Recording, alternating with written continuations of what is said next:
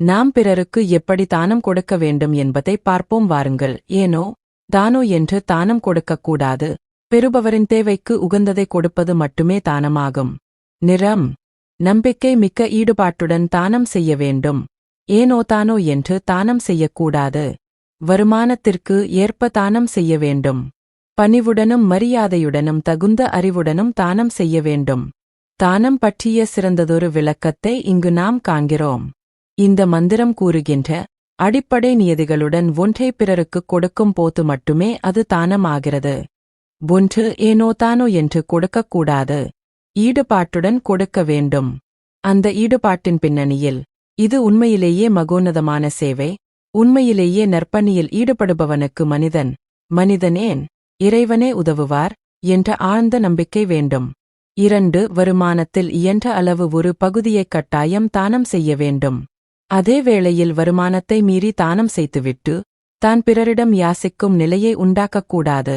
3 5 காசுகளை கையில் எடுத்துக்கொண்டு உயரமான இடத்தில் நின்று கொண்டு பிச்சைக்காரா இதோ என்று கூறாதீர்கள். அவன் இருந்தால்தானே அவனுக்குத் தானம் செய்து அதன் மூலம் உங்களுக்கு நீங்களே உதவ முடிந்தது என்று அவனிடம் நன்றியுடன் இருங்கள். பெற்றுக் கொள்பவன் அல்ல, கொடுப்பவனே பேறு பெற்றவன். உங்கள் தானத்திறத்தையும் இரக்கத்தையும் இந்த உலகத்தில் செயல்படுத்தி அதன் மூலம் நீங்கள் தூய்மையும் நிறைநிலையும் அடைவதற்கு ஒரு வாய்ப்பு கிடைத்ததற்காக நன்றி உடையவர்களாக இருங்கள். 4 தானம் செய்யும் போது 2 விஷயங்களை அறிந்திருக்க வேண்டும். நம்மை எதிர்பார்த்து சிலர் வாழ்கிறார்கள். நாம் ஒருவருக்கு நன்மை செய்ய முடியும் என்று எண்ணுவது பலவீனம். இதுவே நம்முடைய பற்றுக்கள் அனைத்துக்கும் பிறப்பிடம். இந்த பற்றின் மூலமே நமது துன்பங்கள் எல்லாம் வருகின்றன. இந்த பிரபஞ்சத்தில் ஒருவர் கூட நம்மை எதிர்பார்த்து வாழவில்லை என்பதை மனத்திற்கு எடுத்துக் கூற வேண்டும். ஒரு பிச்சைக்காரன் கூட நம் கருணையை எதிர்பார்த்து காத்திருக்கவில்லை. நம் உதவியை எதிர்பார்த்து ஓர் உயிர் கூட வாழவில்லை. அனைவருக்கும் இயற்கையே உதவி செய்கிறது. நம்மைப் போல் லட்சக்கணக்கான மனிதர்கள் இல்லாவிட்டாலும் இயற்கை உதவி கொண்டுதான் இருக்கும். உங்களுக்காகவும் எனக்காகவும் இயற்கையின் போக்கு நிற்காது.